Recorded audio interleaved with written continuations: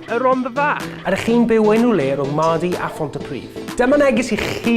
Nawr, mwyn sicrhau bod chi a'ch cymuned yn cael cyflenwad dŵr o'r safon ucha am ddegawdau I ddod, mae angen iddyn nhw adnewyddu'r pibai sydd yn eich ardal chi. Mae'r brosiect yma yn un enfawr I Dŵr Cymru. Bydd yn cymryd sbel I weithredu, ond mae'n golygu buddsoddiad o dros 23 miliwn o bunnoedd yn eich rhwydwaith dŵr chi. So, beth yw'r plan? One of the big problems in this area is we've got degrading old cast iron pipes which cause us browny or orange water.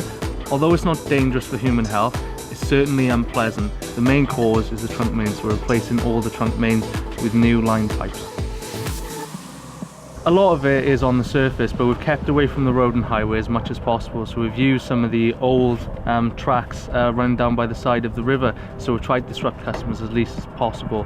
Porth is probably where you're going to see the greater effect, so we have to go right through the town centre. Gan fod y brosiect yma mor fawr I Dŵr Cymru, mae yn golygu fydd angen iddyn nhw codi'r pibai sydd I dan ein ffyrdd ni mwyn sicrhau bod nhw'n gallu adnewyddu nhw.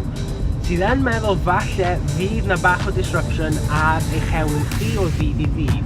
Ond mae Dŵr Cymru yn sicrhau bod nhw'n mynd I wneud y gwaith mor gyflym a phosib, heb ffws, a mynd I gael cyn lled o effaith arnoch chi, eich strydoedd a'ch cymunedau chi yn y Rhondda Fach. Os mae Dŵr Cymru angen ei gwaith yn eich ardal chi, fydd nhw yn cysylltu gyda chi yn uniongyrchol I roi wybod yn union pa gwaith sy'n cael ei wneud. Hefyd, dyma fan gymunedol Dŵr Cymru, a mae'n siawns dda newch chi weld hwn yn eich ardal chi.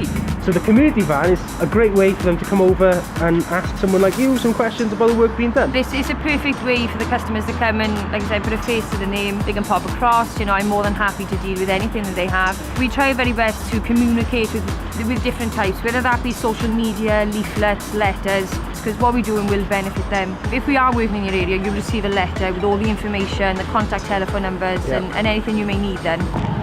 So, os chi'n gweld y fan yma yn eich ardal chi, jyst dewch draw, gofynnwch cwestiynau I rhywun fel Sophie, a gallwch chi ffindio mas popeth sydd angen I chi o bod am y gwaith sy'n cael ei wneud yn eich ardal chi. Mae'r buddsoddiad anferth yma gan Dŵr Cymru yn mynd I sicrhau cyflenwad dŵr dibynadwy am flynyddoedd mawr I ddod. Am fwy o wybodaeth am y brosiect yn y Rhondda Fach, ewch draw I dwrcymru.com/Maerdy Phontypridd.